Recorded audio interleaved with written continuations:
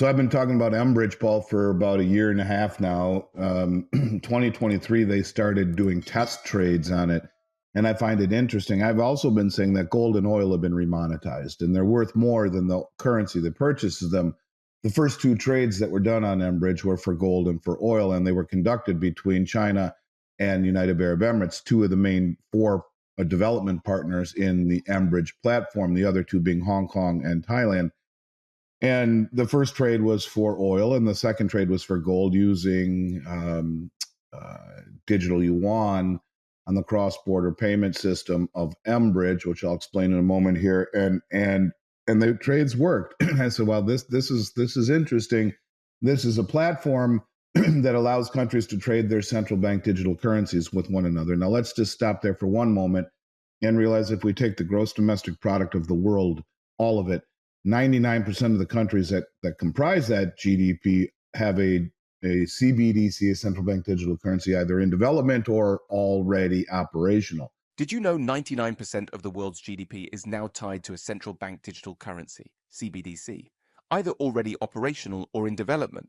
And in 2023, China, UAE, Hong Kong, and Thailand completed their first trades on the Enbridge platform, trades for gold and oil bypassing the US dollar entirely. With this new system, the BRICS nations are positioning to challenge the dollar's dominance. And it's happening right now. Andy Schectman breaks down how these moves, combined with the rise of gold, signal that the dollar's days may be numbered. You know, I would say that in general, the last 4 years has been extraordinary for this industry. If we go back to September, October of 2023, things started to slightly change in the respect that you had the rise of NVIDIA and Bitcoin and Apple and a divergence away from precious metals. It's interesting, you know, the conventional wisdom will tell you that the Americans have not participated in this rally. And I say conventional, maybe that's not even the right way of saying it. Just the facts, looking at the ETF outflows. So if you look at the ETF outflows, they're kind of at a 45-degree angle as if you're skiing down the Swiss Alps. That's the outflow out of ETFs over the last 2 years in the West. At a time when there's been positive real yield, if you believe the nonsense coming out of the Bureau of Labor Statistics, we've had an environment where you can earn 5%, 5.5% on a 6-month treasury while facing inflation of 3.5%, which is a lie. Inflation's really 11%, according to John Williams of Shadow Stats. But let's just play within the sandbox that we're in, and we'll just believe the CPI.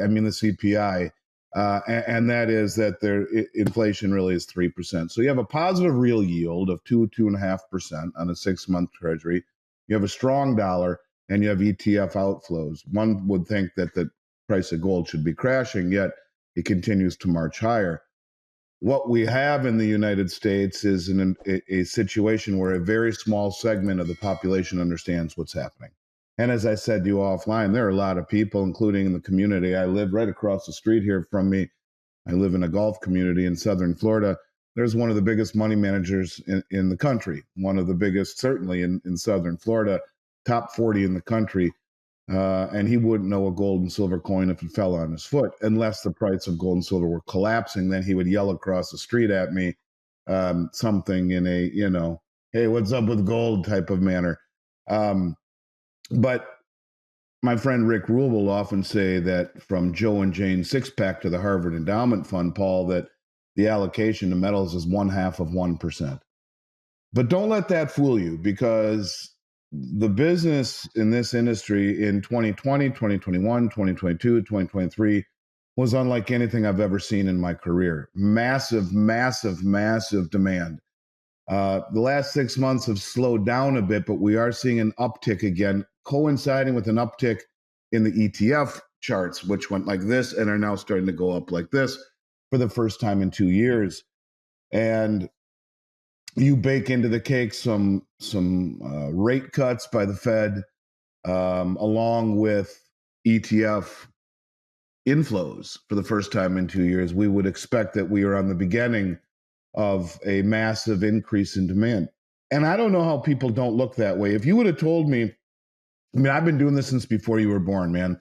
I've been doing this. I started this company in 1989. I'm 54 today, and I started it when I was 19. And this is before the internet. And if you would have told me back then, I mean, I remember gold being $250 and silver being $3. And if you would have told me that gold would be 2,600 plus and there wouldn't be a peep from the mainstream media, I'd tell you you're out of your damn mind. I'll bet you anything that you're wrong. And here we are with gold making new highs every day, and the media just ignores it. You talk about a contrarian indicator. I don't know if I've ever seen a better one. So all I would simply say to you is that it's been strong. It's been stronger. It's strong now, but I don't think we've seen anything yet. And when the public is jarred into the realization, maybe through a bank bail-in, which I don't know if your listeners know, but during the Dodd-Frank Act here in 2009, the Congress passed a law saying banks are no longer allowed to be bailed out the way they were during the great financial crisis. They are bailed in, and therefore a depositor is a unsecured general creditor, i.e. last to get paid. And when you look at the massive over leverage and undercapitalization of the banking industry, something like that, a bank fails, is bailed in. People wake up and my God, they've lost everything. And bang, just like that, the banks start to collapse. There's a run on the banks and people say, where do I put my money? In an environment like that, in a matter of minutes, you would find all of the available product in the United States gone. And it's a very fragile ecosystem, one that I have seen over and over and over and over again in periods of time where most people in the United States had no idea about gold and silver, and one blip of demand can obliterate the supply. You put it to the level we are right now, yeah, I think we're on the cusp of some very interesting times in this industry with the big BRICS meeting in just 3-4 weeks and the election a week or two after that. These are anything but dull and complacent times. As the Chinese curse says, may you live in interesting times, brother. And these are about to get real interesting. So I've been talking about Enbridge, Paul, for about a year and a half now. 2023, they started doing test trades on it. And I find it interesting. I've also been saying that gold and oil have been remonetized, and they're worth more than the currency that purchases them.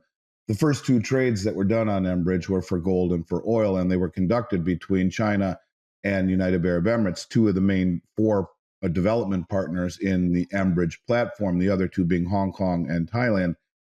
And the first trade was for oil, and the second trade was for gold using digital yuan on the cross-border payment system of Enbridge, which I'll explain in a moment here. And the trades worked. I said, well, this is interesting. This is a platform that allows countries to trade their central bank digital currencies with one another. Now, let's just stop there for one moment and realize if we take the gross domestic product of the world, all of it, 99% of the countries that comprise that GDP have a CBDC, a central bank digital currency, either in development or already operational. It's coming, number one. And so what Enbridge allows are these countries, if I'm China and you're the UAE, I can trade you my digital yuan for some oil and across Enbridge, and it goes over the SWIFT system here, so that SWIFT isn't able to grab it like that, like we've been doing with Russia and with Iran. And so it allows us to trade with one another, and I can trade you my digital yuan and get your oil and all as well. It's interesting to note, by the way, that the digital yuan, or the yuan, is immediately convertible into gold on the Shanghai Gold Exchange, which is the only other tier one reserve asset as reclassified by the BIS. And shockingly enough, the BIS is also standing behind Project Enbridge. Project Enbridge, as I mentioned, was developed by China, Hong Kong, Thailand, and the UAE, and it is a cross-border payment system that allows these countries to trade CBDCs outside the SWIFT system. And the BIS new development, I think it's called the BIS New Development Hub or something along those lines. I guess it really doesn't matter, but the BIS is behind Project Enbridge. And I'm gonna draw this out a little bit longer so I can really explain the point. Yeah, it's important. The way that the BIS does things, but this is for real. So I want to kind of lay the foundation on Enbridge, lay the foundation on the way that they do things at the BIS so people will understand. Anyways, before I do that, if we go back to the meeting that was in Johannesburg last year for the BRICS, a lot of people, I remember sitting on a boat with, at a conference, there was a boat cruise where all the speakers got to go and have drinks and talk with one another. And I sat for 2 hours having drinks with James Rickards back then. And it was in July of 23. And he was telling people publicly that there's a good chance that in South Africa last year that the BRICS would issue a common settlement currency. And we were talking for a while about this. And a lot of people came back after that meeting when they didn't issue that common settlement currency. And they said, well, it's a nothing burger.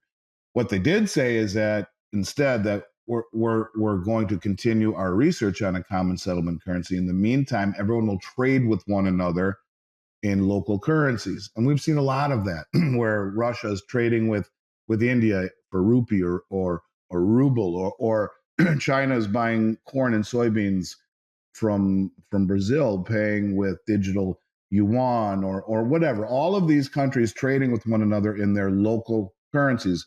That is the first premise here of mBridge, is that mBridge will allow these countries to maintain their own autonomy, have their own little ecosystem for their economy, and to maintain a strong ecosystem so that they can trade with one another in rupee or real or ruble instead of US dollars, and back and forth using their own central bank digital currencies using mBridge. So that's first and foremost. Now that you're up to speed on how the BRICS nations are making moves to sideline the US dollar, the next step is crucial. You're going to want to watch our next video where we dive into what this means for your investments and how you can protect your wealth as the global shift continues. Don't miss it. Hit that subscribe button and stay ahead of the curve.